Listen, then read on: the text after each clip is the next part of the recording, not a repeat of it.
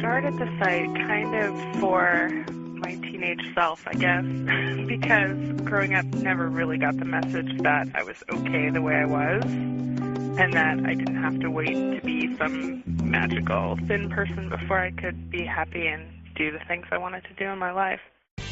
One of the earliest things that sort of made me think about it was knowing people who had lost a lot of weight but were still overweight for whatever reason, and then thinking like somebody would see them on the street and think, oh, that person is out of control, bad, blah, blah, blah.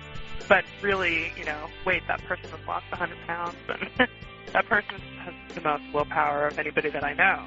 And just realizing that snap judgment, you don't really know anything about that person or their history or their body by just looking at them. But people are so willing to make that judgment that if you are overweight, all you do is watch TV and eat junk food, and you don't exercise, you don't eat right, or you don't know anything about nutrition, and all you do is eat fast food all the time.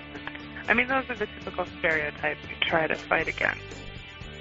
Those messages out there do get internalized by a lot of people, and teaching people to think critically about that, or at least pointing it out, is important, because then people will stop.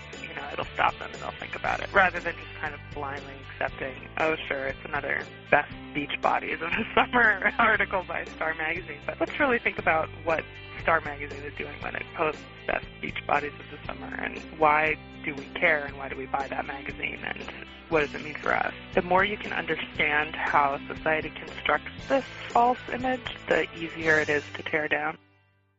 It was as simple as doing a Google search and looking for a website about fat and pop culture and not finding anything, and thinking, well, if there's nothing out there, I might as well start one. And I just really wanted to fill that niche that I kind of perceived needed to be filled, and also make it up to myself a little bit for the scared teenager that I was.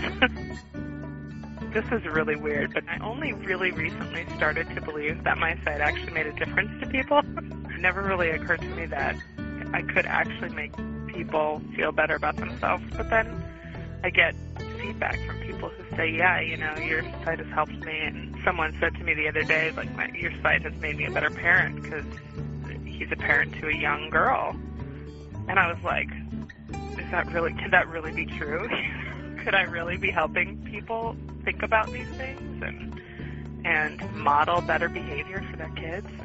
But for me, just talking about these issues with all these amazing people and seeing that they're all kind of trying to struggle with the same things that I am, because I'm certainly not the perfect, I'm always great and I love myself and I love my body all the time, and I have my insecurities too, but it helps me think about, well, what kind of role model do I want to be, for the world? Do I really want to give into that feeling of insecurity? And I don't.